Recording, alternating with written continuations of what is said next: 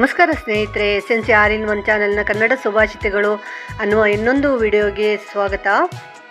ಸುಭಾಷಿತಗಳನ್ನು ಓದಿ ಸುಮ್ಮನಾಗಬೇಡಿ. ಕಲಿಯುತ್ತಿರುವ ಮಕ್ಕಳಿಗೆ ಇದು ಅತಿ ಉಪಯುಕ್ತ ಆಗಿರೋದ್ರಿಂದ ಎಲ್ಲರಿಗೂ ಇದನ್ನು ಶೇರ್ ಮಾಡಿ, ವಿಡಿಯೋಕ್ಕೊಂದು ಲೈಕ್ ಕೊಡಿ ಹಾಗೂ ಚಾನಲನ್ನು ಸಬ್ಸ್ಕ್ರೈಬ್ ಮಾಡ್ಕೊಳ್ಳಿ. ನಡೆ ಮತ್ತು ನುಡಿಗೆ ಪರಸ್ಪರ ಸಂಬಂಧ ಇರುವಂತೆ ನಡೆದುಕೊಳ್ಳುವುದು ಜಾಣರ ಲಕ್ಷಣ. ಅದು ಯಶಸ್ಸಿನ ಅತಿ ಮುಖ್ಯ ಕೀಲಿಕೈ ಕೂಡ ಹೌದು. ಸವಿಯಾದ ಮಾತು ಮತ್ತು ಸರಿಯಾದ ಕಾರ್ಯಕ್ಕೆ ಮನಸೋಲದವರು ಯಾರೂ ಇಲ್ಲ.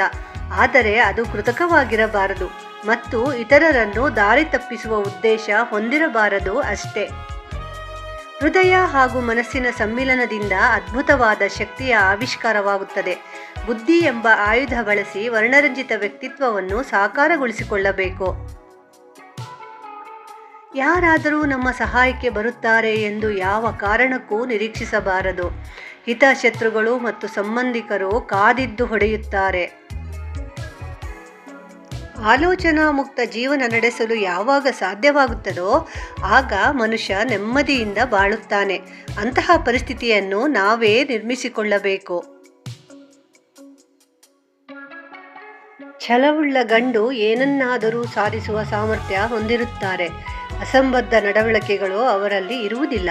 ಮಾಡಬೇಕಾದ ಕಾರ್ಯಗಳ ಬಗ್ಗೆ ಅವರಿಗೆ ಸ್ಪಷ್ಟ ಅರಿವು ಇರುತ್ತದೆ.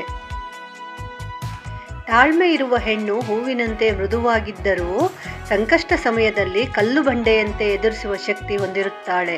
ಅಂತಹವರನ್ನು ಎಂದಿಗೂ ಕೆಣಕಬಾರದು.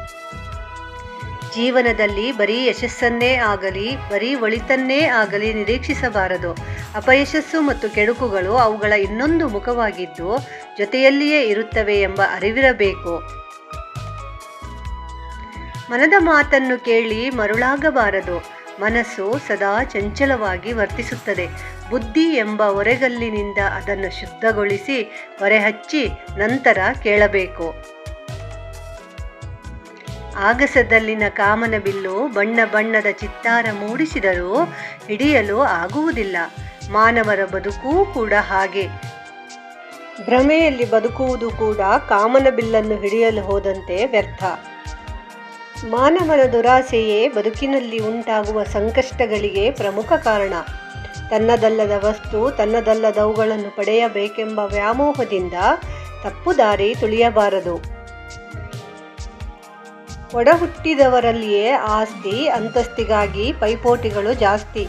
ಹಣಕಾಸು ಮತ್ತು ಅಂತಸ್ತಿನಲ್ಲಿ ಕಡಿಮೆ ಇರುವ ಅಕ್ಕ ತಂಗಿಯರನ್ನು ಒಡಹುಟ್ಟಿದವರೇ ಹೆಚ್ಚು ಅವಮಾನಿಸುತ್ತಾರೆ. ನಮ್ಮ ಬಳಿ ಇರುವುದನ್ನು ಮರೆತು ಸದಾ ಬೇರೆಯವರೊಂದಿಗೆ ಹೋಲಿಸಿಕೊಂಡು ಕೊರಗಬಾರದು. ಇರುವುದನ್ನು ವೃದ್ಧಿಸಿಕೊಳ್ಳುವತ್ತ ಕಾರ್ಯಪ್ರವೃತ್ತರಾಗಬೇಕು. ನಿಷ್ಕಾಮ ಕರ್ಮ ಎನ್ನುವುದು ಈ ಜಗತ್ತಿನಲ್ಲಿ ಯಾವುದೂ ಇಲ್ಲ. ಸರ್ವಸಂಗ ಪರಿತ್ಯಾಗಿಯಾದ ಸನ್ಯಾಸಿಯೂ ಕೂಡ ತನ್ನ ನಿರ್ವಾಣದ ಬಯಕೆಯನ್ನು ಹೊಂದಿರುತ್ತಾನೆ. ಗಂಡು ಮತ್ತು ಹೆಣ್ಣು ಜೀವಿಗಳಲ್ಲಿ ಜೈವಿಕ ರಚನೆಯನ್ನು ಹೊರತುಪಡಿಸಿದರೆ ಹೆಚ್ಚಿನ ವ್ಯತ್ಯಾಸಗಳೇನಿಲ್ಲ.